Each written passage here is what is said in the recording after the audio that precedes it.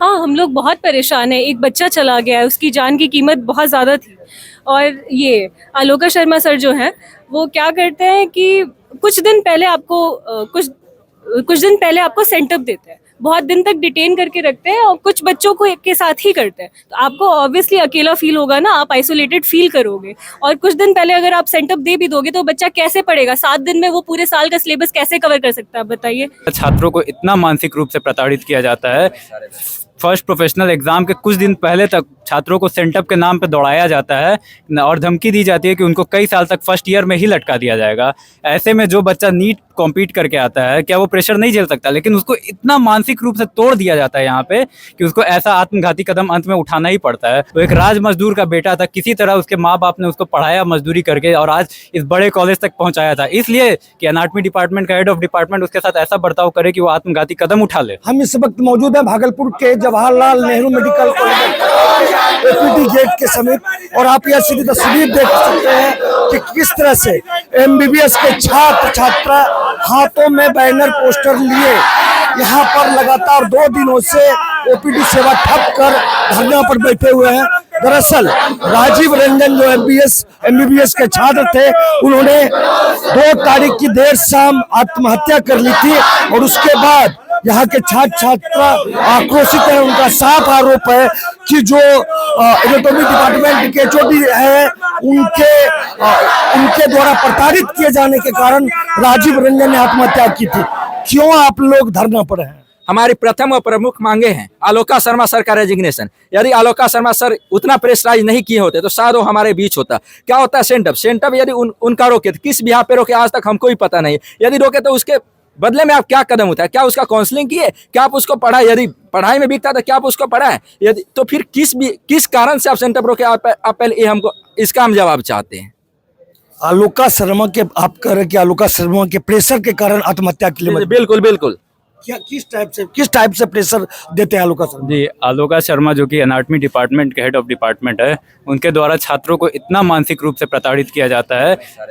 First professional exam के कुछ दिन पहले तक छात्रों को सेंटअप के नाम पे दौड़ाया जाता है और धमकी दी जाती है कि उनको कई साल तक फर्स्ट ईयर में ही लटका दिया जाएगा।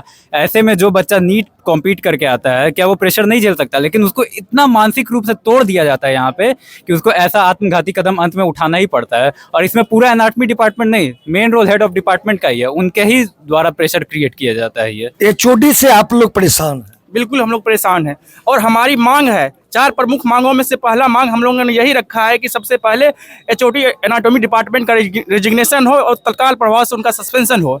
और दूसरी सबसे बड़ी मांग है कि उनके परिवार को उचित मुआवजा मिले। और तीसरी मांगों में हमारी ये मांग है कि एक उच्च स्तरीय कमेटी बैठे, जांच कमेटी बैठे, जिसमें एक की पारदर्शी रूप से जांच हो और इस आत्महत्या का कौन जिम्मेदार है वो हमें पता चले। 2 दिनों से ओपीडी सेवा ठप है। जो मरीज हैं उनको भी परेशानी हो रही है और आप लोग खुद परेशान हैं। हाँ, हम लोग बहुत परेशान हैं। एक बच्चा चला गया है, उसकी जान की कीमत बहुत ज़्यादा थी। और ये आलोका शर्मा सर जो हैं, वो क्या करते हैं कि कुछ दिन पहले आपको सेंटअप देते हैं। बहुत दिन तक डिटेन करके रखते हैं और कुछ बच्चों को एक के साथ ही करते हैं। तो आपको ऑब्वियसली अकेला फ़ील होगा ना, आप आइसोलेटेड फ़ील करोगे। और कुछ दिन पहले अगर आप सेंटअप दे भी दोगे तो बच्चा कैसे पढ़ेगा? 7 दिन में वो पूरे साल का सिलेबस कैसे कवर कर सकता है, आप बताइए? ऑफिशियली 1 महीने पहले एटलीस्ट सेंटअप का लिस्ट आना चाहिए और वो या तो 2 दिन पहले या तो 7 दिन पहले देते हैं सेंटअप का लिस्ट। ये कोई कुछ जस्टिफाइड नहीं है ना। आलोका शर्मा प्रताड़ित करते हैं? हाँ बिल्कुल करते हैं। साल भर वो इतना मेंटली टॉर्चर कर देते हैं। छोटे छोटे बात पे वो बस इसी बात का धमकी देते हैं कि सेंटअप रोक दिया जाएगा। राजीव रंजन के साथ भी ऐसा ही हुआ था। ऑफिशियली मेडिकल कॉलेज में 1 महीने पहले देना होता है सेंटअप, लेकिन इस लड़के को 7 दिन पहले दिया गया।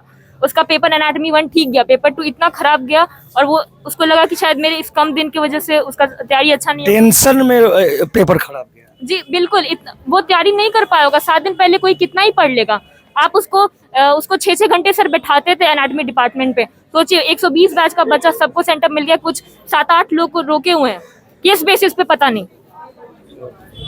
क्या कर रहे थे? जी, राजीव पहले से तनाव में था। जिस दिन से सेंटअप की लिस्ट आई थी मैं उसके साथ कांटेक्ट में था। जिस दिन पहली बार लिस्ट आई उसका सेंटअप रुका था, उसके बाद उन्होंने उसको दौड़ाना शुरू किया।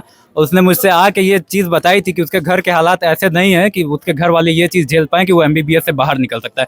वो एक राज मजदूर का बेटा था, किसी तरह उसके माँ बाप ने उसको पढ़ाया मजदूरी करके और आज इस बड़े कॉलेज तक पहुँचाया था, इसलिए कि एनाटॉमी डिपार्टमेंट का हेड ऑफ डिपार्टमेंट उसके साथ ऐसा बर्ताव करे कि वो आत्मघाती कदम उठा ले।